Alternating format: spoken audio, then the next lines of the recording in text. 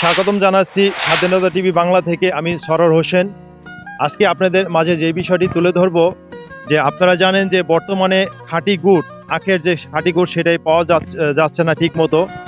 তাই আমরা আজকে এই খাঁটি গুড়টা কিভাবে তৈরি করা হয় আখের, সেই জিনিসটা দেখাবো। যে কৃষক কিভাবে ক্ষেত থেকে আখটা কেটে এনে এরপরে প্রসেসিং করে এখানে আখটা ছাঁটাই করা হয়।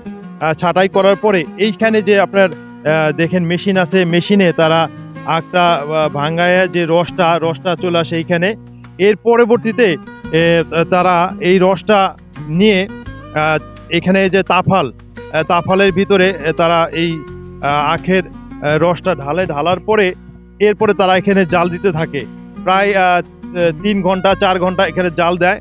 জাল দেওয়ার পরে এদের মোটামুটি একটা গুড়ের প্রক্রিয়া চলে আসে। গুড়ের প্রক্রিয়া চলে আসার পরে এরপরে তারা এখান থেকে গুড় পায়।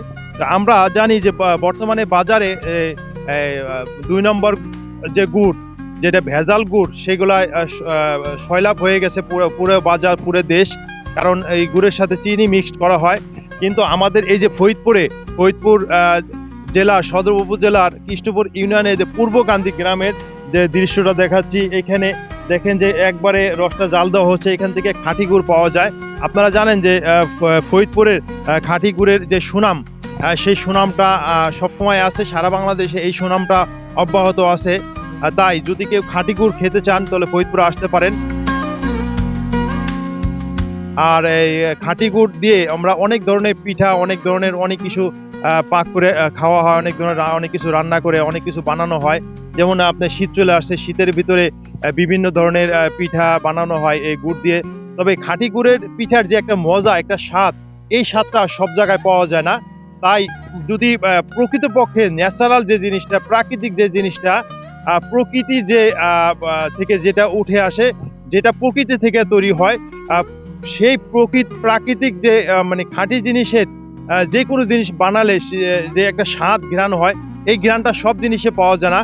তাই আমি চলে যাব এই মুহূর্তে যে কৃষকের ঘরে চলে যাব, যে এইখানে দেখাবো যে গুড়ের কিছু আপনার নমুনা দেখাবো, যে এখানে তারা গুড় বানিয়ে রাখা হয়েছে। আর এই যে দেখেন আগাগুলো আছে, এই আগাগুলা তারা ক্ষেত আবার রোপণ করবে। রোপণ করলে এই আগা থেকে পোয়া নিয়ে বড় হয়ে আবার গাছ হবে, গাছ হয়ে আখ হবে বড়। এই আখটাই আবার পরবর্তীতে ভাঙানো হবে। আমরা একটু ঘরে যেয়ে দেখাই। প্রতিটা জেরের ভিতরেই এই যে আরো আছে সাদা পরিষ্কার জের।